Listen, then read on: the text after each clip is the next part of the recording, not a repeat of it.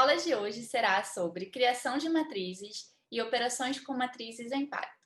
Para você que é novo no canal, se inscreva e ative as notificações para que não perca nenhum conteúdo novo. A biblioteca protagonista da aula de hoje é a biblioteca NumPy, e muitas das funções que eu utilizarei aqui eu já as introduzi em um vídeo anterior sobre vetores em Python. Então, se você ainda não assistiu, recomendo que o assista antes. O link está aqui no card do vídeo e na descrição. Vamos então começar a nossa aula.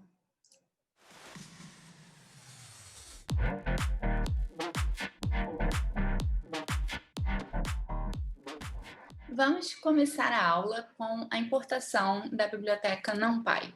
Então, importe NumPy as NP. Bom, como fazemos para declarar uma matriz em Python? A gente declara uma matriz em Python da mesma forma que declaramos um vetor. Então, se a gente já conhece os elementos da matriz, a gente pode utilizar o comando np.array e já fornecer os elementos dessa matriz. Vamos, então, criar uma matriz chamada A, e essa matriz ela contém duas linhas e duas colunas. Vamos lá. A igual np.array, aí eu abro parênteses e abro os colchetes aqui. Como eu disse, essa matriz vai ter duas linhas, certo? Então, o primeiro colchetes, né, dentro desse colchete maior vai ser referente à linha 1 e aqui vai ser referente à linha 2. Se vamos ter apenas duas colunas, eu vou escrever aqui somente dois elementos. Então, essa matriz A, ela, na primeira linha dela, ela vai conter os elementos 1 e 2, e na segunda linha ela vai conter os elementos 3 e 4. Vamos imprimir A, aqui está a nossa matriz, e se a gente quiser checar a dimensão dessa matriz, a gente pode utilizar esse comando a.shape, que aí é o que ele vai nos dizer, né? Que essa matriz A ela tem duas linhas e duas colunas.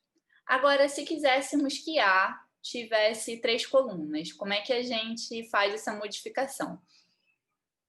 Essa alteração é feita com a adição de mais um elemento dentro desses colchetes, né? Então, na primeira linha, a gente tem o elemento 1, 2 e 7, e na segunda linha a gente vai ter os elementos 3, 4 e 8. Então, vou rodar novamente, e agora a dimensão de A são duas linhas e três colunas. Repare que, por default, o Python, ele, ao declarar uma matriz, ele já assume que os elementos dessa matriz eles vão ser inteiros, que é como ele imprimiu aqui.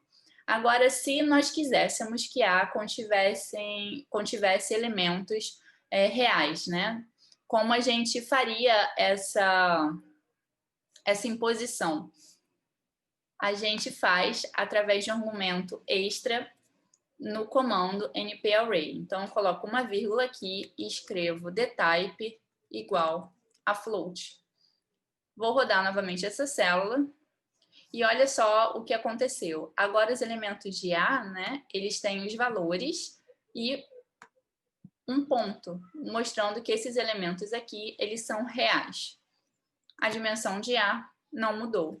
Então, a gente pode fazer isso tanto para float quanto para números complexos também. Então, eu posso vir aqui e escrever complex e rodar novamente. Então, olha só como ficou aqui os elementos da nossa matriz A. Uma outra forma de criarmos matrizes, se a gente, por exemplo, quer gerar uma matriz, a gente sabe a dimensão dela, mas para a gente tanto faz os elementos que estão dentro delas. A gente pode gerar números de modo aleatório, utilizando também a biblioteca NumPy. Então, se eu vier aqui e falar que o A, na verdade, vai receber o comando NumPy random, rand, e aqui eu vou descrever a dimensão da matriz A. Então, vamos continuar dizendo que a nossa matriz ela tem duas linhas e três colunas. Vou imprimir A, então. E olha o que aconteceu. Ele gerou números aleatórios que vão de 0 até 1, com um não incluso, como valor que pode ser sorteado. O 0 está incluído aqui. Então, ele gerou uma matriz de 2 linhas e 3 colunas. Se a gente quisesse gerar uma matriz 3 por 3, basta a gente mudar aqui a dimensão. A gente pode também criar matrizes nas quais todos os elementos são zeros. Existe um comando especial para isso em Python, que é o NP Zeros. Ele é muito importante quando a gente quer, por exemplo, preencher essa matriz aos poucos, né? Mas a gente precisa que ela já esteja previamente declarada. Então, esse comando ele é bastante utilizado para isso. Então, para dizer NP0, eu preciso colocar 2 parênteses e aqui eu coloco a dimensão da minha matriz. Então, ele cria uma matriz na qual os elementos todos dessa matriz são zeros. Da mesma forma, existe a matriz com valores unitários, que é o NP ones. Então, do mesmo modo, né, ele segue a mesma sintaxe dos zeros. Se a gente quisesse, por exemplo, gerar uma matriz onde todos os elementos são 5, aí basta multiplicar aqui por 5. Um outro modo de declararmos uma matriz é fazendo uso do comando reshape, que eu também já apresentei na aula sobre vetores. Então, a gente pode vir aqui e escrever A igual a NP arrange 12. Quando eu faço isso, só relembrando, né, ele vai criar um vetor de 0 a 12 menos 1, a 11. Então, se eu vier e falar que esse A, na verdade, vai ser uma matriz 2 por 6, eu estou dizendo que ela vai ter 2 linhas e 6 colunas, de modo que contenha no total 12 elementos. Ou eu poderia dizer que se a gente vier aqui checar, né, a shape, ele vai te dar 2 linhas e 6 colunas. Eu posso fazer também o contrário, eu posso falar que são 6 linhas e 2 colunas. Uma outra forma também de criarmos matrizes é quando a gente define, por exemplo, que os elementos da diagonal principal dessa matriz, eles são diferentes de 0 e os outros elementos, né, que estão contidos nas outras posições da matriz, eles são iguais a 0. Existe um comando também em Python especial para gerar matrizes neste formato, que é o NP diag. Aí aqui eu coloco no argumento dele uma lista no qual ele vai conter os elementos que vão preencher essa diagonal principal. Então, dependendo da dimensão dessa lista, vai corresponder a quantas colunas essa matriz irá conter. Então, se eu colocar aqui os elementos 1, 2, 3 e 4, a gente vai ter uma matriz 4 por 4. Se eu colocar aqui mais 1, mais 2, por exemplo, a gente vai ter uma matriz 6 por 6. Então, se eu falar que essa matriz se chama matriz B, se a gente pegar aqui B-shape, a gente vê que essa é uma matriz 6 por 6. Uma outra matriz bastante conhecida, né, em álgebra é a matriz identidade, que a gente define ela como identity. E, entre parênteses, eu preciso colocar aqui a dimensão dela. Então, por exemplo, se eu falar que é identity 2, ele vai gerar uma matriz 2 por 2. Então, identity 5, ele vai nos gerar uma matriz 5 por 5, onde os elementos da diagonal principal, eles são iguais a 1. Bom, agora que a gente viu como se pode gerar uma matriz em Python, a gente olhou aqui diversas formas de fazer essa declaração de matrizes. Como é que a gente faz para acessar os elementos de uma matriz? Então, ele vai seguir a mesma lógica que lista e vetor.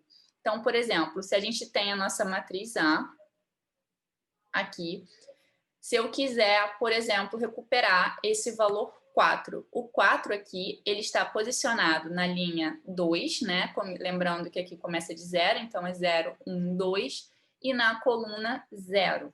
Então, para isso, eu precisaria dizer A, linha 2, vírgula, coluna 0.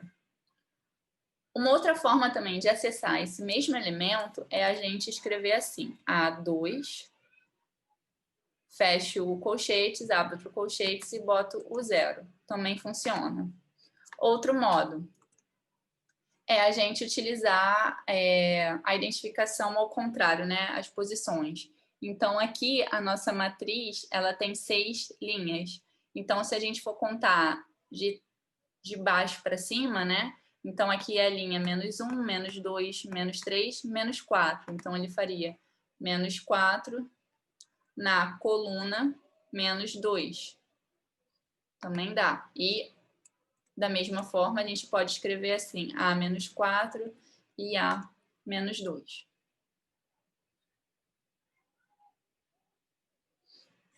Agora, se quiséssemos, por exemplo, imprimir todos os elementos da coluna 1 da matriz A. Então, para isso, eu faço o seguinte, são todos elementos de uma coluna específica, certo? Então, eu coloco 2 pontos, vírgula, coluna 1. Agora, se eu quero imprimir todos os elementos da coluna A, com exceção do último elemento, que ocupa a última linha. Então, para isso, ao invés de eu colocar aqui todos os elementos, eu venho e coloco aqui até a posição 5, né? É 0, 1, 2, 3, 4, 5, até a posição 5. E aí ele não inclui o elemento aqui na posição 5. Da mesma forma, se eu quiser imprimir, por exemplo, do 3 ao 9, o 3 ele ocupa a posição 1, então eu venho e boto 1. Onde aqui essa posição ela é inclusiva e no final ela não está incluída, tá? Então ele vai incluir o elemento 3, mas não vai incluir o elemento 11. Em relação a operações com matrizes, vamos começar com o cálculo da inversa de uma matriz.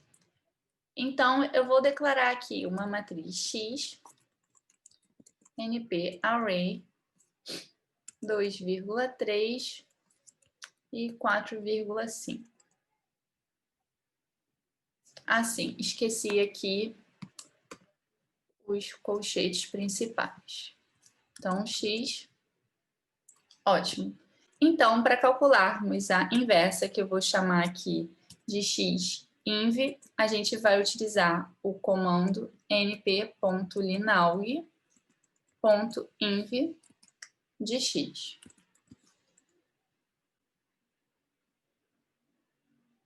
E o determinante da matriz X é calculado como? Então, eu vou colocar det de X, vai ser np.linaug.det de X. Já a matriz transposta, ela é calculada da seguinte forma, x.transpose, que também pode ser como x.t, tanto faz. Agora, em relação às operações de adição e subtração com matrizes. Então, por exemplo, eu vou definir uma matriz y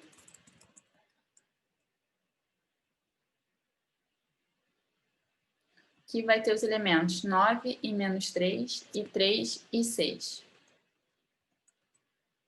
Se eu fizer x mais y, eu estou somando essas duas matrizes. E se eu fizer x menos y, eu faço a operação de subtração. Em relação à multiplicação de x por y, aí não dá para fazer mais essa conta como x vezes y, porque aí ele vai multiplicar elemento a elemento e não irá realizar uma operação matricial. Então, aqui eu deixei ilustrado para vocês verem como é que se faz a multiplicação de matrizes, caso vocês não lembrem. Então, a gente tem duas matrizes aqui, A por B. Então, a gente pega a linha por coluna, né? Então, aqui está mostrando como é que é essa operação. Então, é 2 vezes 9 mais 4 vezes 3. Aí vai ocupar a primeira posição aqui da matriz e por aí vai. Então, para fazer essa operação, existe uma função especial que também é da biblioteca NumPy, que é o np.dot. Então, toda vez que você quiser multiplicar duas matrizes, você utiliza esse comando, np dot de x, vírgula, y. Já em relação à divisão de matrizes, é o mesmo da gente fazer essa operação aqui. Por exemplo, A dividido por B é o mesmo que A vezes a inversa de B. Então, é assim que a gente vai fazer a divisão de duas matrizes. Então, relembrando, eu tenho aqui a matriz X e tenho a matriz Y. Então, se eu dividir X por Y, eu vou fazer, na verdade, np.dot de X, vírgula, a inversa de y, que é np.linaug.inv de y. E aqui a gente tem o nosso resultado da divisão de x por y. Bom, por hoje ficamos por aqui. Se você gostou desta aula, deixe o seu like. E até o próximo vídeo.